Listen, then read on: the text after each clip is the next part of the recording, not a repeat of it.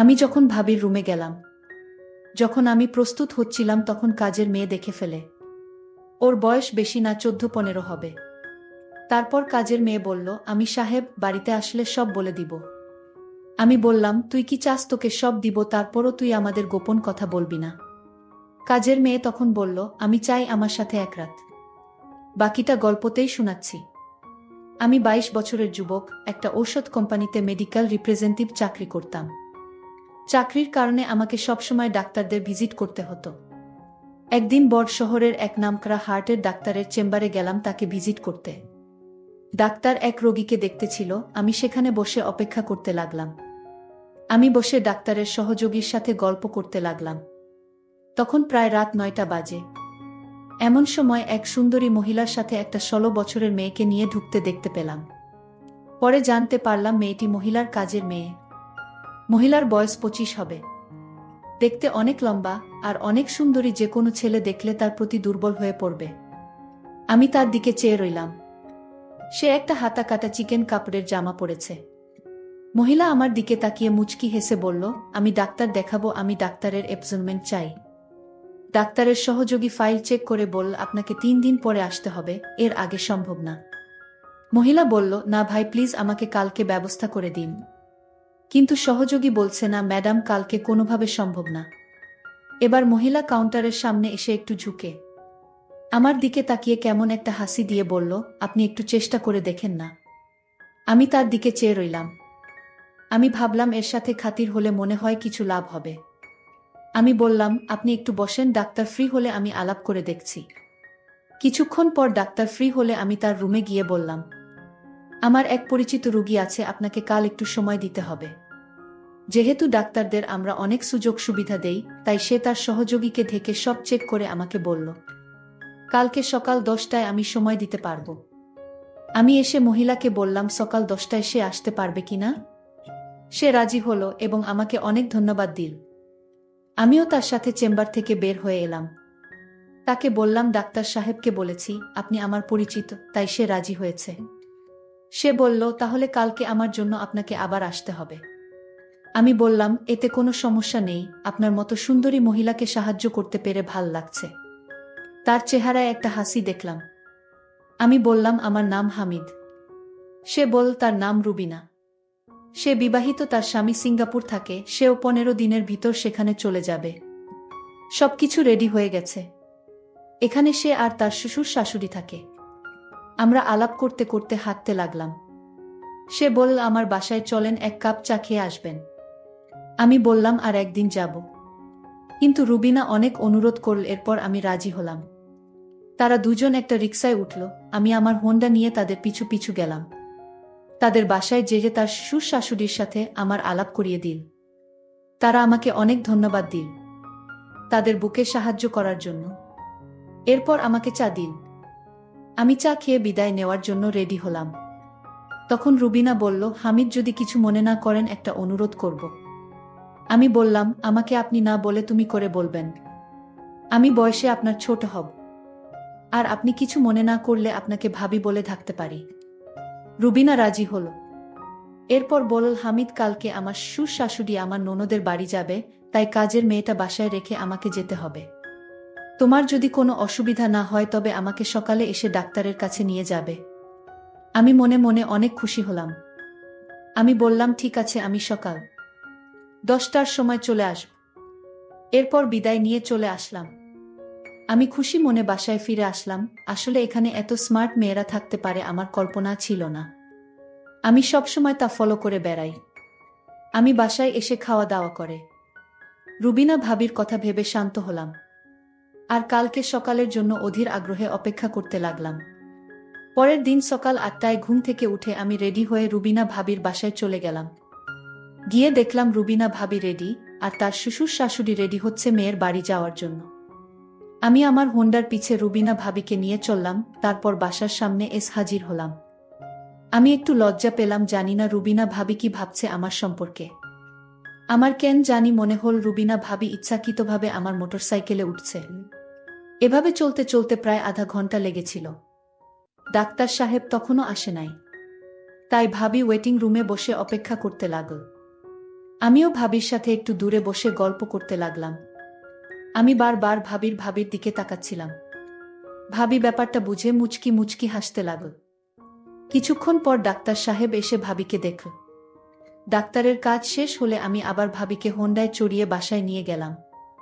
বাসার কাছাকাছি আসতেই রুবিনা ভাবি আমার হোন্ডা থেকে নেমে পড়ল। বাসায় এসে দেখলাম তার শ্বশুর শাশুড়ি চলে গেছে। কাজের মেয়ে একা বাসায়। ভাবি আমাকে বসতে বলে কাজের মেয়েকে নিয়ে ভিতরে গেল। একটু পর ভাবি বলল, আমার ল্যাপটপ কালকে রাতে হঠাৎ হ্যাং হয়ে আছে। তুমি কি দেখবে, কি সমস্যা? আমি বললাম, ঠিক আছে ভাবি, কোথায় নিয়ে আসেন? রুবিনা ভাবি বলল, আমার বেডরুমে আছে, তুমি আস। আমাকে বেডরুমে নিয়ে তার ল্যাপটপ দিয়ে বলল, তুমি দেখ, আমি একটু কাজ করে আসছি। কাজের মেয়েকে বলল আমাকে চা দিতে। আমি ল্যাপটপ নিয়ে স্ক্যান করে ভাইরাস মুক্ত করে দিলাম। তারপর রিস্টার্ট করে দেখলাম ঠিক মতো কাজ করছে। আমি তখনও ল্যাপটপ নিয়ে ঘাটাঘাটি করছি। প্রায় 10 মিনিট পর রুবিনা ভাবি আসল। আমি তার দিকে তাকিয়ে অবাক হয়ে গেলাম। তারপর রুবিনা ভাবি আসলো। আমি হাঁ করে তাকে দেখতে লাগলাম। ভাবি বলল, এমন করে কি দেখছো? সে বলল, আমি তোমার মাঝে এমন কিছু দেখছি যা আমি আগে কখনো দেখিনি। ভাবি আমার অবস্থা বুঝে হাসতে লাগল। একটু পর কাজের মেয়ে আমাদের চা দিয়ে গেল। আমরা চা খেতে খেতে গল্প করলাম। রুবিনা ভাবি অনবরত হাসতে লাগল। আমি ল্যাপটপ ঠিক করে ভাবিকে দেখানোর জন্য একটা মুভি চালু করলাম। আর সাথে সাথে একটা বাজে ছবি চালু হলো। আমি কি করব বুঝতে না পেরে ভাবির দিকে তাকালাম। রুবিনা ভাবি হাসতে লাগল। হাসতে হাসতে বলল, দেখ হামিদ, আমি প্রায় 1 বছর হলো একা একা থাকি। আমারও তো কিছু পেতে ইচ্ছে করে। কালকে তোমাকে ডাক্তারের চেম্বারে দেখে আমার ভিতরে কেমন জানি করছে। তোমাকে নিয়ে আমার মনের ভিতর একটা আশা জাগলো। আমি ল্যাপটপ বন্ধ করে উঠে দাঁড়ালাম। রুবিনা ভাবি হেসে উঠে গিয়ে রুমের দরজা বন্ধ করে দিল। রুবিনা ভাবি দরজা বন্ধ করে আমার সামনে আসলো। এমন সময় হঠাৎ করেই দরজার বাহির থেকে 16 বছরের কাজের মেয়েটা নখ দিয়ে ডাক দিল। আমি মনে মনে বললাম, আসার আর সময় পেলি না। রুবিনা ভাবিকে কাজের মেয়ে বলল, আপনি ওনাকে নিয়ে এখানে কি করছেন? রুবিনা ভাবি বলল, আমি যা খুশি তাই করছি। তোর তো সাহস কম না, আমি এখানে কি করছি তাই তুই জিজ্ঞেস করলি আমারে? কাজের মেয়ে বলল, ম্যাডাম, আমি তো খারাপ কিছু বলি নাই। ম্যাডাম বলল, তুই এখন যা, তোর রুমে গিয়ে ঘুমা। কাজের মেয়ে তখন বলল, ঠিক আছে ম্যাডাম, আমি যাব, কিন্তু আপনারা যা করছেন তা কিন্তু মোটেই ভালো না। সাহেব বাড়িতে আসলে আমি সব বলে দিব। কাজের মেয়ের মুখে এইসব কথা শুনে আমার মেজাজটা এত খারাপ হলো। আমি বললাম, এই ছোট লোক, আমি এখানে কি করছি যে তুই আমার স্বামীকে বলবে? ম্যাডাম, আপনি তো ভালো করে জানেন কি করতে চাইছেন। বাহিরের একটা লোক রাতের বেলায় কারো বাসায় এভাবে থাকতে পারে? আমি বললাম, তুই কাল থেকে এই বাসায় আসবি না। আমি তোর চেহারা দেখতে চাই না। তুই দিন দিন বড় পাকামি করছিস। ঠিক আছে ম্যাডাম, আপনার মতো খারাপ ম্যাডামের বাসায় কাজ করার ইচ্ছাও আমার নাই। তবে ম্যাডাম, আপনি মনে রাখেন আজকের দিনের কথা। আজকে আপনি কি করতে চাইছিলেন তা কিন্তু আমি ভুলব না, আর বলেও দিব। আমি কাজের মেয়েকে বললাম, এইগুলো আমার স্বামী কখনো বিশ্বাস করবে না। কাজের মেয়েটি তখন বলল, বিশ্বাস কিভাবে করাতে হয় তা আমার জানা আছে। কাজের মেয়েটি তখন বলল, আমার মোবাইলে সব রেকর্ড করা আছে। একটা অচেনা ছেলে আপনার রুমের ভিতর কি করে সেটা আজ বাচ্চা ছেলেও বুঝবে। কাজের মেয়েটা এত পাকা পাকা কথা জানে আমি জানতাম না। আর তাছাড়া তার মাথায় প্রচণ্ড বুদ্ধি আছে। আমি এখন কি করবা বুঝতেছি না। তখন হামিদ বলল, ঝগড়া করে কোনো সমাধান হবে না, আরও মান-সম্মান যাবে, আর তাই আমি এর সমাধান করছি।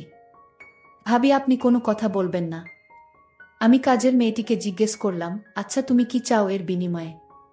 কাজের মেয়েটি বলল, আমি কিছু চাই না, আমার টাকা পয়সার কোনো লোভ নেই। আচ্ছা তাহলে কি করলে তোমার মুখটা বন্ধ রাখবে, আমাদের কথা কাউকে বলবে না? কাজের মেয়েটি বলল, একটা জিনিস আছে, যদি দেন তাহলে আমি কাউকে বলবো না। আমি বললাম, এই তো কাজের মেয়েটি অনেক লক্ষ্মী আছে, ঠিক আছে বলো তোমার কি জিনিস চাই। কাজের মেয়েটি তখন বলল, আপনি ভাবির সাথে যা করতে চেয়েছিলেন আমিও তা চাই। কাজের মেয়ের মুখে এমন কথা শুনে আমার কলিজাটা কেঁপে উঠল। আরে বলে কি? আমি তখন কাজের মেয়েটিকে প্রশ্ন করলাম, এর আগে কি তুমি এরকম হয়েছে তোমার সাথে? কাজের মেয়েটি বলল, না হয়নি, আমি আজ চাই। আমি কাজের মেয়েটিকে বুঝিয়ে বললাম, দেখো তুমি এখনো বাচ্চা মেয়ে। আচ্ছা তুমি নিজেই বলো এখন কি তোমাকে বিয়ে দেওয়া ঠিক হবে? কাজের মেয়েটি বলল, আমার পাশের বাড়ির বান্ধবী, সে আমার থেকে 3 বছরের ছোট, তার যদি বিয়ে হতে পারে তাহলে আমার হতে পারে না। আমি কাজের মেয়ের প্রত্যেকটা কথা শুনে অনেক অদ্ভুত লাগছে।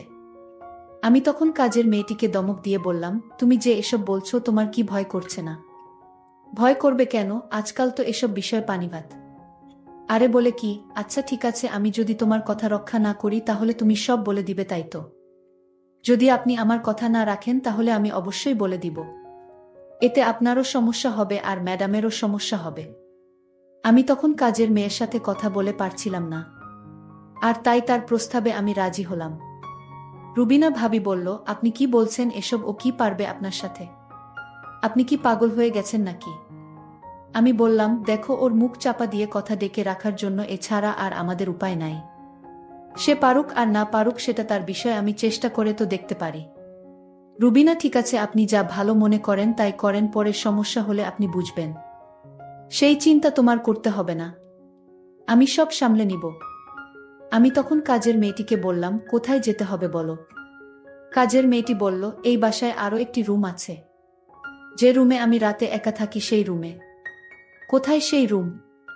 কাজের মেয়েটি বলল, আসুন আমার সাথে। আমি কাজের মেয়ের পিছু পিছু গেলাম। তারপর সে একটা ছোট্ট রুমে থাকে, সেই রুমে আমাকে নিয়ে গেল। আর রুবিনা ভাবি বলল, আপনি যান, চিন্তা কইরেন না, আমি আছি বারান্দায়।